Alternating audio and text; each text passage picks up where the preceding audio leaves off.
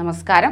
പ്രവാസി മലയാളിയിലേക്ക് സ്വാഗതം. ഗൾഫ് രാഷ്ട്രങ്ങൾ വീണ്ടും നടപടികൾ കടുപ്പിക്കുകയാണ്. പ്രത്യേകിച്ച് കോവിഡ് ജാഗ്രത നിലനിൽക്കുന്ന സാഹചര്യത്തിൽ മങ്കി പോക്സും പല ഗൾഫ് രാഷ്ട്രങ്ങളും സ്ഥിരീകരിച്ചതിന് പിന്നാലെയാണ് ഇത്തരത്തിലൊരു നടപടി കടുപ്പിച്ചിരിക്കുന്നത്. അതായത് ഇപ്പോൾ ഖത്തറാണ് പുതിയ നടപടിയുമായി രംഗത്തെത്തിയത്. കോവിഡ് മുൻകരുതൽ നടപടികൾ കൃത്യമായി പാലിക്കണമെന്നും ലക്ഷണങ്ങൾ കണ്ടാൽ പരിശോധന വൈകരുതെന്നും ഖത്തർ പൊതുജനാരോഗ്യ മന്ത്രാലയം അറിയിച്ചിരിക്കുകയാണ്. വാക്സിനേഷൻ, മാസ്ക്, അകലം ഉൾപ്പെടെയുള്ള നിർദ്ദേശങ്ങൾ കർശനമായി തന്നെ പാലിക്കണമെന്നും ഓർമ്മിപ്പിച്ചിട്ടുണ്ട്.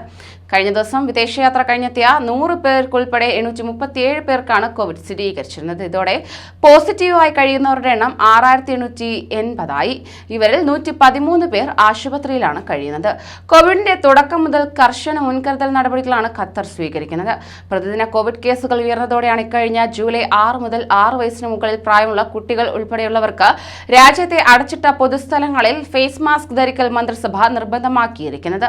അതോടൊപ്പം തന്നെ ആശുപത്രികൾ, തൊഴിലിടങ്ങൾ, പൊതുഗതാഗതങ്ങൾ, പള്ളികൾ, ജിം, ഷോപ്പിംഗ് മാളുകൾ, കടകൾ, സിനിമാ തിയേറ്ററുകൾ തുടങ്ങി എല്ലാത്തരം അടച്ചിട്ട പൊതുസ്ഥലങ്ങളും ഫേസ് മാസ്ക് നിർബന്ധമാക്കിയിട്ടുണ്ട്.